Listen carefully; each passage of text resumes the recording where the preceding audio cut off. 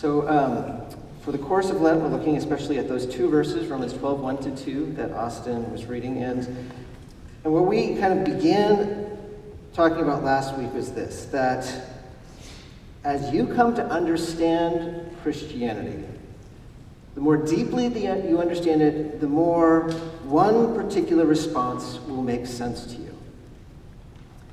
The more fully we internalize the gospel of Jesus, the more we will find ourselves seeking to live in one particular way. And that, as we saw last week, was by giving ourselves to God.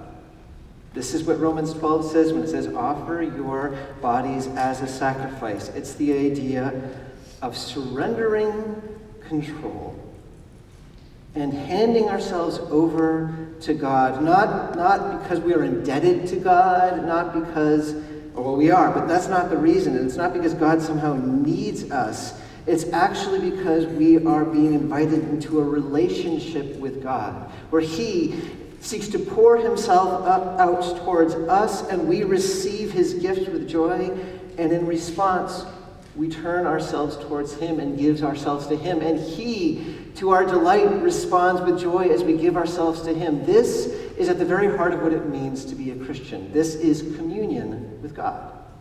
We offer ourselves to Him.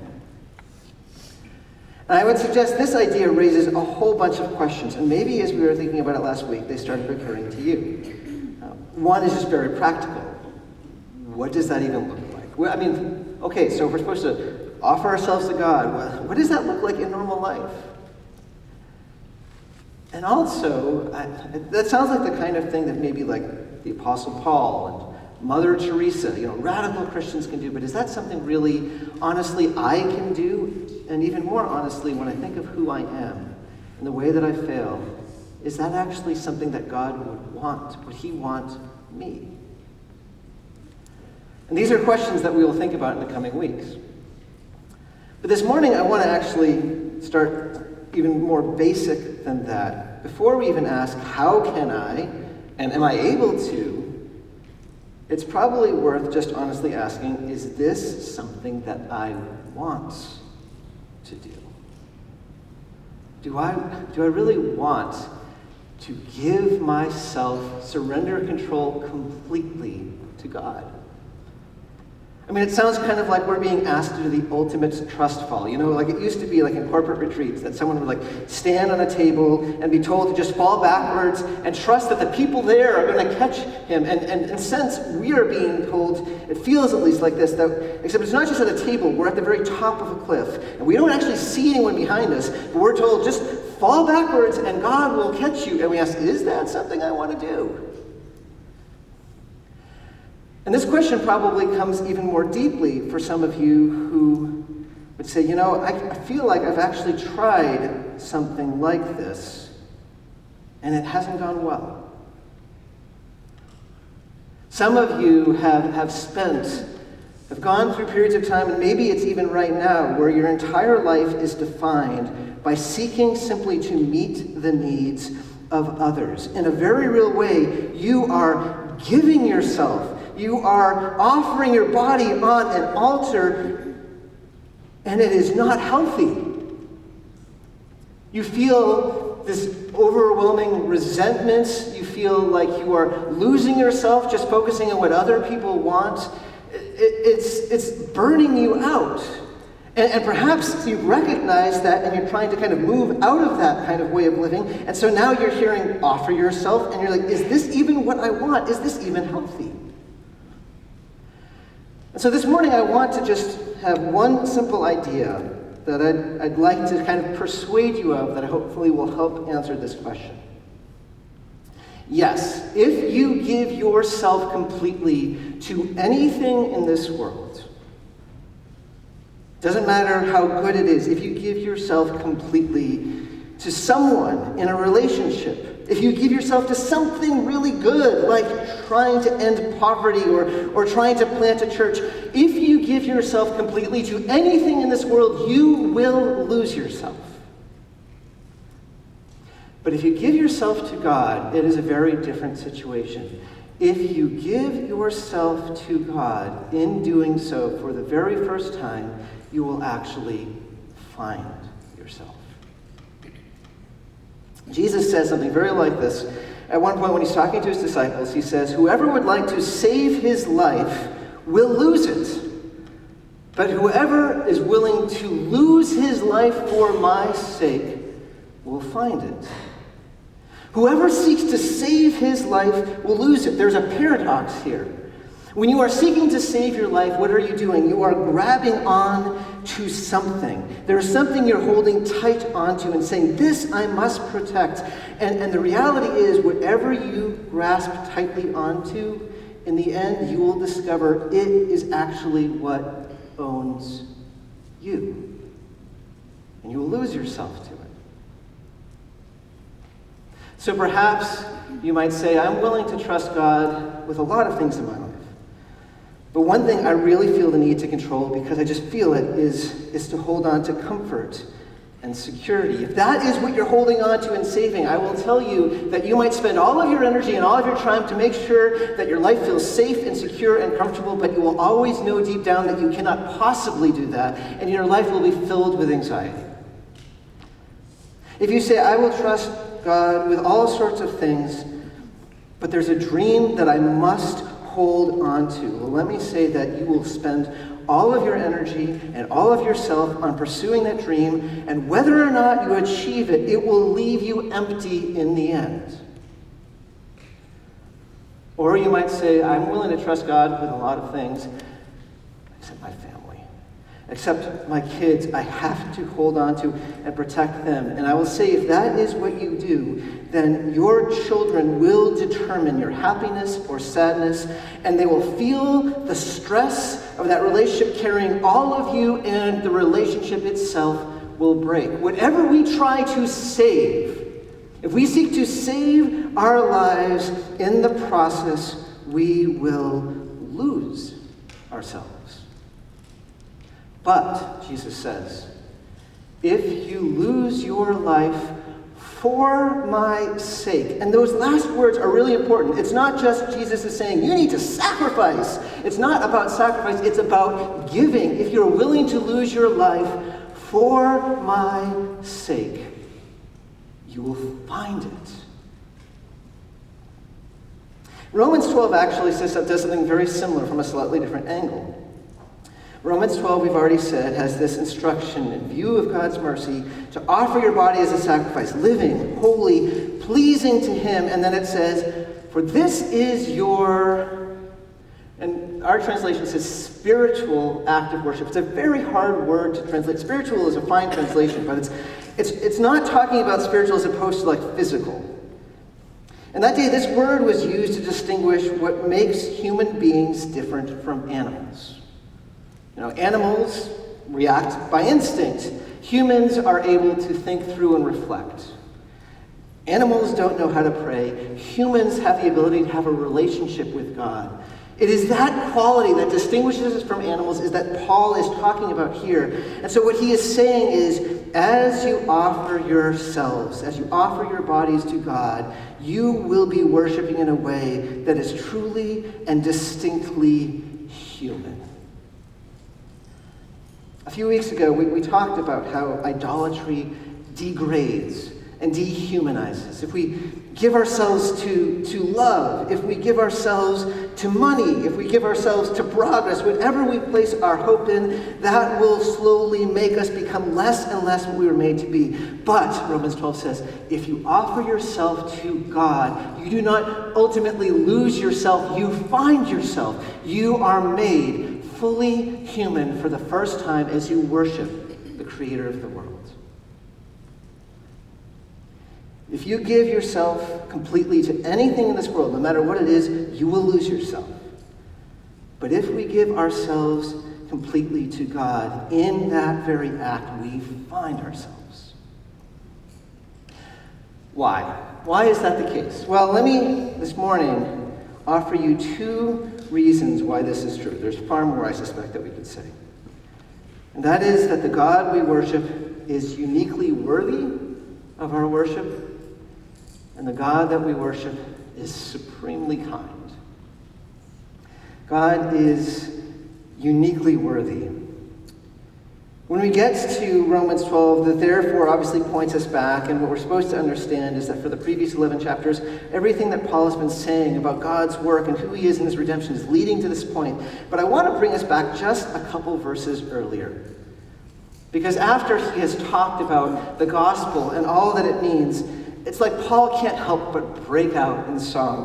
Did you notice that where he says, "Oh, the depths of the riches and the wisdom and the knowledge of God." Think of that idea of the depths. Like if the wisdom of God, or if all that God has were an ocean, it would be deep. He says it's unsearchable, it's unfathomable. No matter how great your submarine, no matter how far down you go, you never get to the bottom of God's endless riches and wisdom and knowledge. He says they're inscrutable. Like we do not even have the categories when we're trying to understand how God thinks of things or what he does. There is nothing we can do to fully understand it. God doesn't ever ask us for advice because he's looking for another opinion. He doesn't ever borrow a few bucks from us because he doesn't have enough. From him and through him and to him are all things.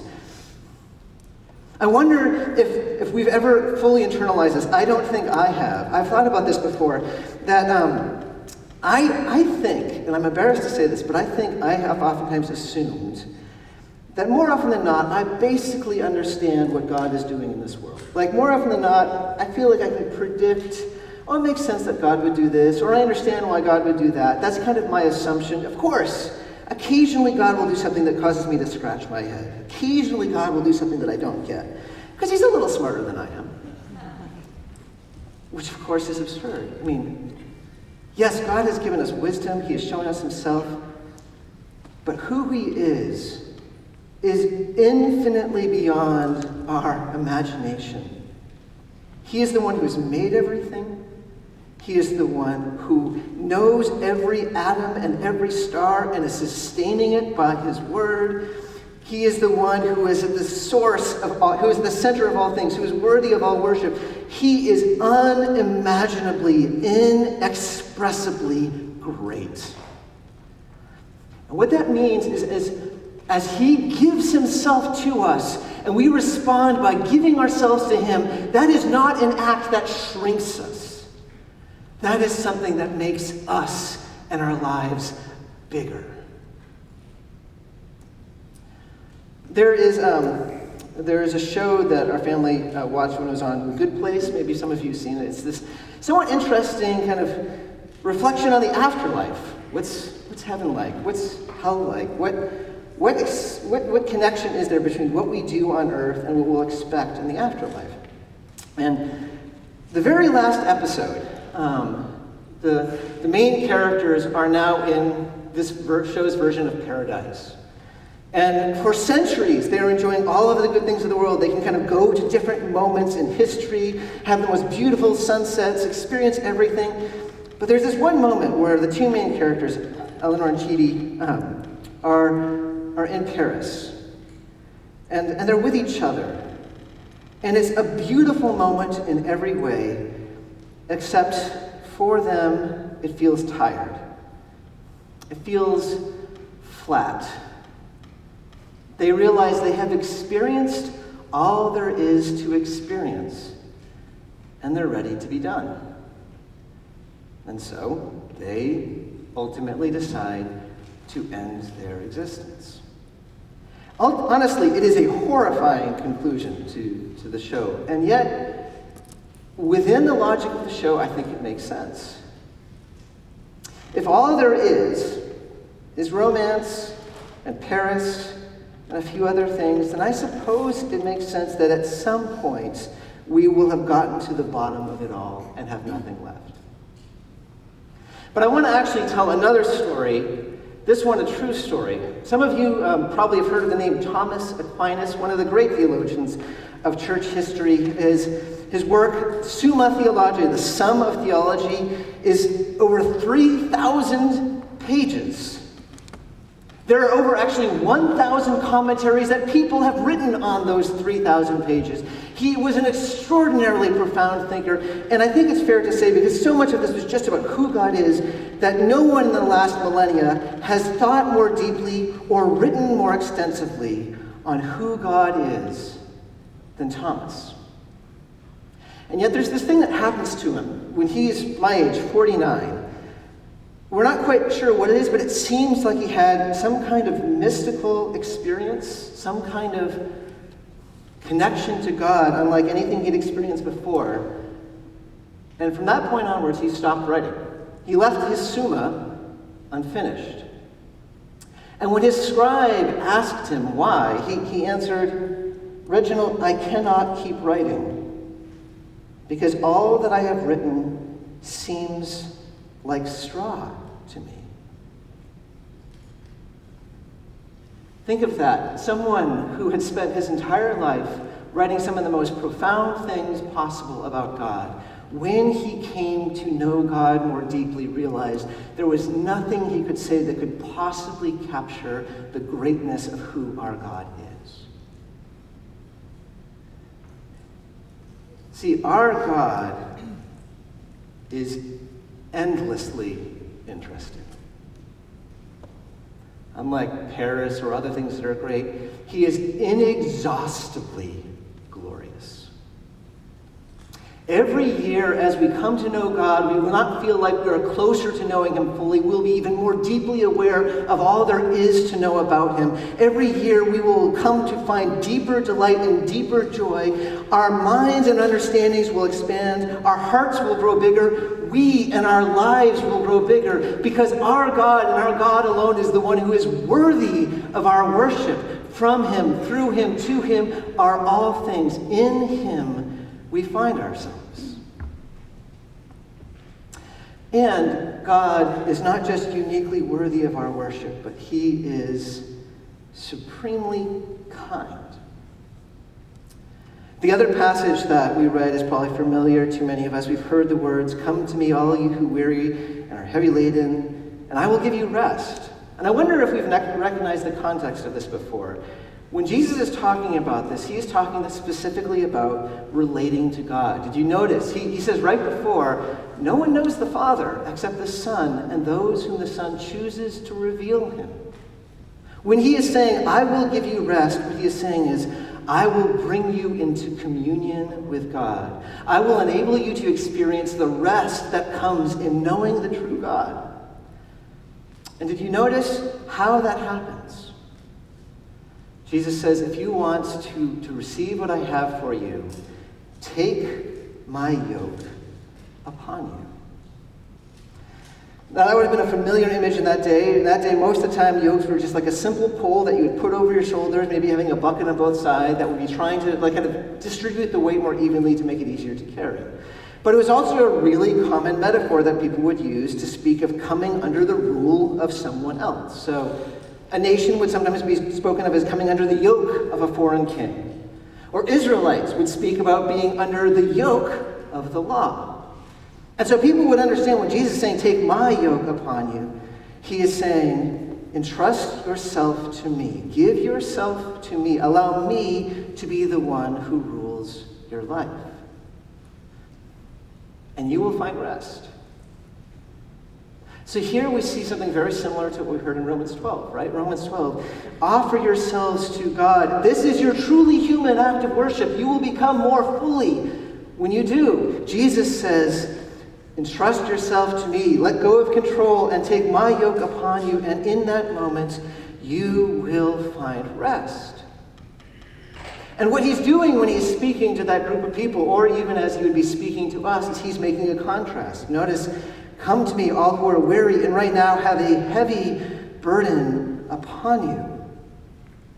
He recognized that whoever we are, wherever we're coming from, we're all carrying something. There's some sort of burden that weighs us down, some sort of yoke that is not giving us rest. Perhaps, as Jesus is speaking to the crowd, some are tax collectors who have given themselves over to finding financial security, but they know in that moment, as Jesus is speaking, as many of us do, that the cost of that is simply too high. Perhaps there are others in the crowd as Jesus who are speaking who have devoted themselves to trying to make sure that they've done everything they can to make sure that God has nothing against them to speak about. They have tried to make sure they have crossed every T and dotted every I so they don't have to worry about whether or not God is gracious, like the older brother and the prodigal son. And now, as they come and they feel the weight of their failure before Jesus, they are exhausted. And Jesus says, I have a better yoke, because the yoke that I have to offer is kind.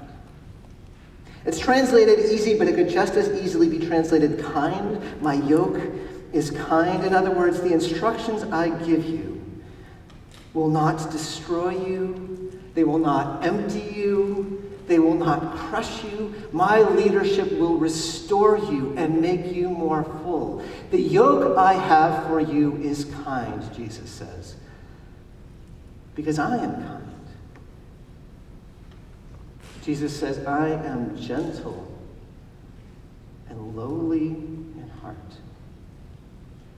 Jesus, our King, is gentle. He knows every weakness, every inadequacy, every struggle. And he is not harsh when we fail. He is not impatient when we are slow to improve. He does just not crush us down with criticism. Instead, in kindness and patience, he speaks gently to us, strengthening us, building us up.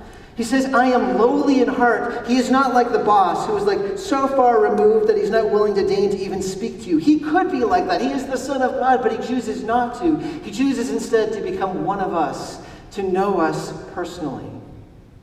He calls us friends. In our small victories, he rejoices. In our grief, he grieves. He is kind. And if Jesus is kind, then that means our God is kind. Because in Jesus, we see the face of God. If to bring ourselves under God, to give him control, if doing that with Jesus is an easy yoke, then that is also the case with God, that if we entrust ourselves to God, we will find a kind yoke, because we have a kind and gentle God. I think we struggle to believe that. I think we have sometimes, although we will never put it this way explicitly, a vision of God that's more like a black hole. You know what a black hole is, right? It's this star that's collapsed upon itself, so that the gravitational pull is so great that it will take and leave nothing to go back out. In fact, it won't even allow light to leave it. That's why it's black. And sometimes I wonder if we think that's how God is, that he demands and he demands and he demands, and even if we give everything, it will not be enough. So at least what we should do is suffer, because maybe that might make him a little bit happy.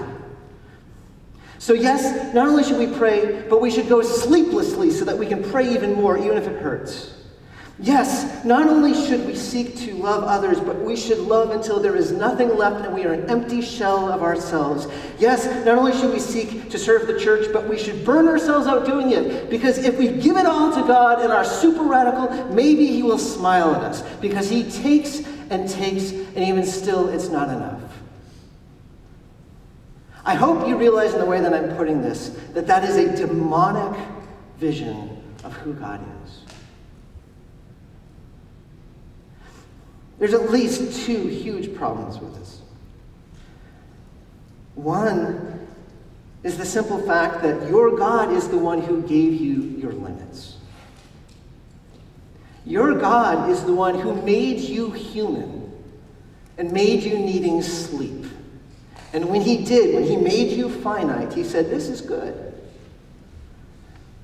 In his love, he does not call you somehow to become other than what he made you to be. In his love, he does not call you somehow to lose your humanity in serving him. In his love, he takes delight in you and your limits. That's who our God is. But there's an even deeper issue. It's the obvious one. In no way at all is our God like a black hole. Because our God, in no way at all, needs a thing. Our God has no interest at all in taking for himself anything from us. He is the God who is not a black hole. He is an overflowing stream. His very being, because he is so abundant, he delights to give and to give and to give. That is who we are. He's like a river filled with life that is inexhaustible.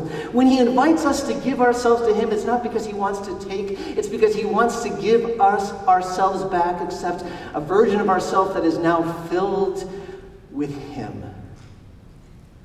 Because he is a God who is an overflowing river.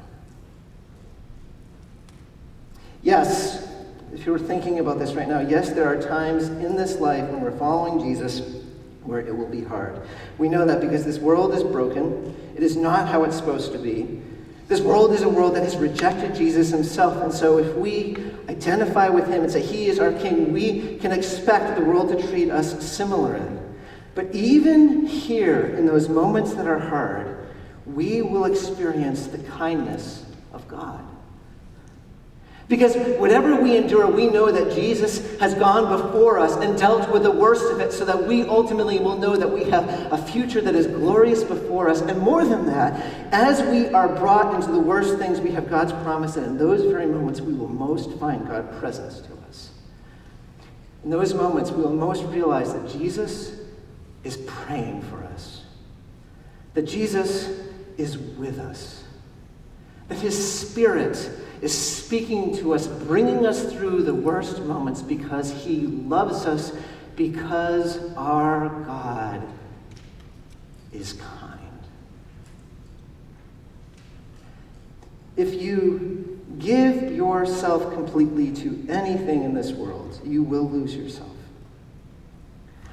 But if you give yourself completely to God, the God who is uniquely, endlessly glorious, the God who is gentle, who is kind, you will find yourself, when Romans 12 is calling to offer ourselves to God, he is not asking us to lose something in the end. He is inviting us to gain.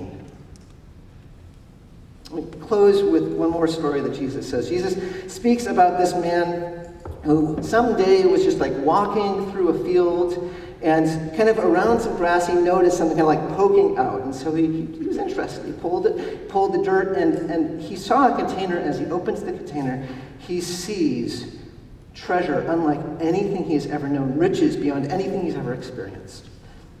And in that moment, he knows exactly what to do. He buries it again, and he goes to the marketplace, and he starts selling. He sells everything, his land, his home, his camels, all of his clothing except what he's wearing. And people are like, this guy is going crazy. What is this going out of business sale? Everything must go. And when he finally sells everything he has, he takes all of his proceeds, and he goes and he buys the field, knowing that in that moment, he has become wealthier than he ever was. Now, how do you think that man was feeling when he was going through this process, when he was selling? Perhaps there was some element of sadness because he was saying goodbye to some things that once mattered to him. But Jesus says he did this filled with joy. Why? Because he knew that whatever appeared to be sacrificed in the moment was nothing compared to the gain that he was about to enjoy. Look, you can seek to hold on to control of your life. You have that choice. You can seek to try to protect comfort or security or whatever it is that you feel like you need to hold on to. Again, that is your choice, but you need to understand that that choice is one that will lead you into loss. And Scripture says there is another way. That you can offer yourself to the one who knows you and loves you and is supremely worthy of your worship. You can give yourself in such a way that as you do, you become yourself. You can lose yourself in such a way that in the end you find. You can do what might look like sacrifice in the moment, but in the reality, because it is with God, is extraordinary gain. Paul says, therefore, in view of God's mercies, offer your bodies as a sacrifice, living, holy, and pleasing to God. This is your truly human act of worship.